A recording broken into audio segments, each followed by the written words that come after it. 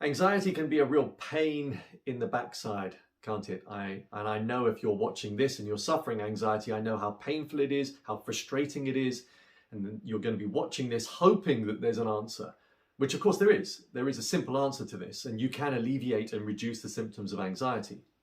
Before we get to that, my name is David Florence. If you're new to my channel, I began my journey to optimize my mind and my body many years ago, and it all began with diving straight into icy waters and cold therapy before I then got into breath work. And then I became qualified in a variety of different practices because as I began to optimize my own mind and body, I then wanted to put this stuff out there to you and also to work with individuals and corporates as well, helping them to alleviate stress, anxiety, helping them to discover energy levels that they perhaps assumed that they would never experience again.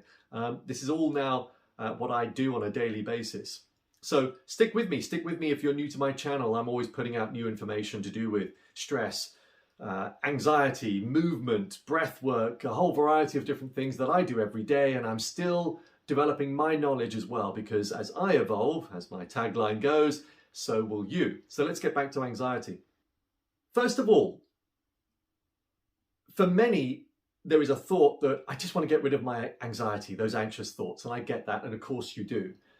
But it's worth just understanding where this comes from, because anxiety is a helpful mechanism. It may not feel that way. If we were able to use anxiety in a positive way, as an alarm system, as a warning system, and as soon as we experience that warning system, we then rationally take that message and do something about the problem, then anxiety would work for us. And actually, it can still work for you. The problem is that we allow that anxiety to take over. And then we experience another bout of anxiety not so long after, and then another bout. And then if this happens day after day after day, then of course it becomes chronic anxiety. And it's far harder then to alleviate those anxious symptoms. But there is an answer. It is a simple answer. And actually, if you were to go back and watch every single one of my videos, you would probably find the answer very quickly there. Because the answer lies in your daily routine. And it starts with how you wake up. And it starts really, and maybe this is worth putting a few post-it notes around your bed tomorrow morning or tonight so that when you wake up, you see them. Because how you start the day is crucially important. When you wake up, that's the tough bit for most of us, isn't it? We wake up, we have those negative loop patterns. So if you've got a message in a form of post-it or whatever it is that says, get up, get on the floor, start moving, that is step number one. So you've got to roll out of bed and start some kind of yogic practice or movement flow. It doesn't matter what it is. I use the 5 Tibetan rites. I highly recommend those, because they're so easy to remember and they're easy to flow from one move to the other. And whilst you're doing that movement, you then focus on the breath and you breathe through the moves. And then after that, there's a whole load of different practices that you could turn to, but you need to find ones that resonate with you. Because the point here is, if you can start developing a flow through your day, and that's a flow through movement, breath work, pushing, pulling your body, walking in nature, touching nature, connecting with other humans in a positive way, helping other humans. There's a whole list of different things you could do. All of those will help to optimize your mind and your body. And if you do that every day, you will then enter your sleep in a much better state. And if you enter sleep in an optimized fashion, you will then have 2 bouts of REM sleep. That is rapid eye movement. And the reason why having 2 bouts of REM sleep is really crucial is because it's in REM that the mind takes any negative experiences in the day and it forms a narrative. In other words, it creates a dream. And by doing that, it is then able to take those experiences and form them into a memory and store it in the hippocampus, the library of memories. That's what's meant to happen. The problem with anxiety is that quite often those negative experiences, 2 things happen. Those negative experiences are then linked, 1 or 2 of them will be linked and not stored correctly in the hippocampus. So they're linked to the amygdala, the fight-flight response. And then, in other words, it's almost like having a template, a file that's not stored in the correct place. And that file that's linked to anxiety is triggered by the amygdala under given stimuli. You just need to move that template, that file to the hippocampus. So, but the important bit here is that actually if you have too many negative experiences, then what happens is that the brain can't cope during sleep. That REM sleep isn't going to be enough to deal with those negative experiences and turn them into a memory.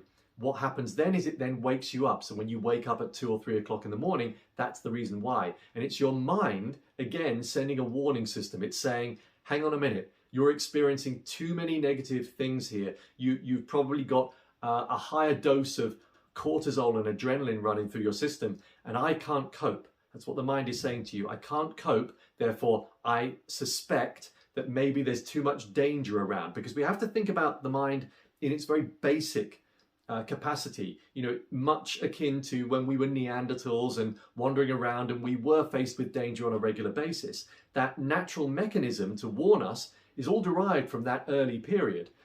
The mind doesn't associate these negative experiences with exactly what they are. It just labels them as danger.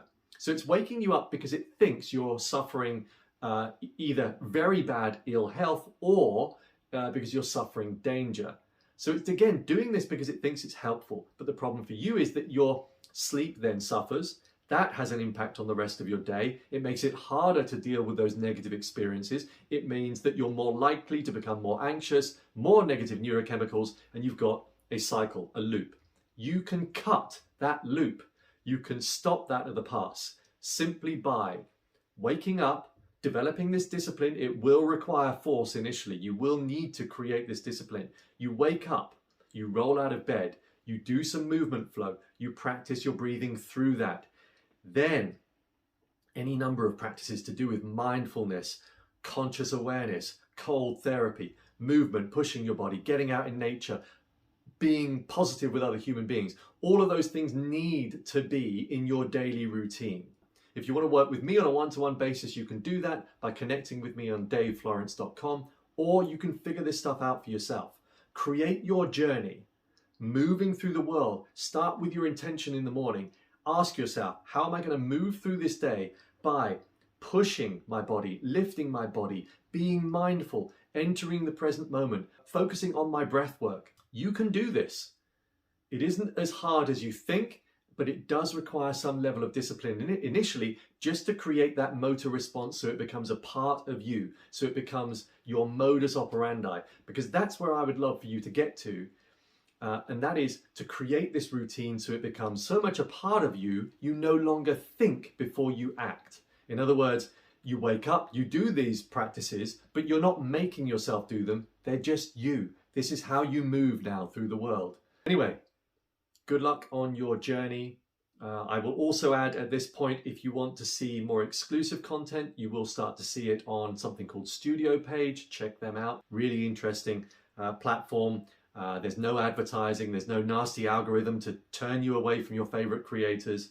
And actually, just by signing through me, you'll get access to a whole load of other creators that are linked to all the work that I do.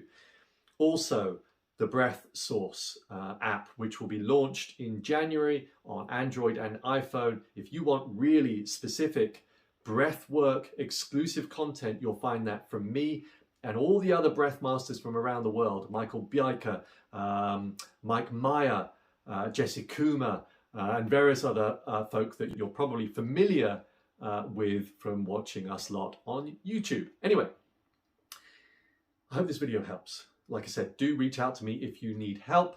Otherwise, thank you for watching, and see you soon.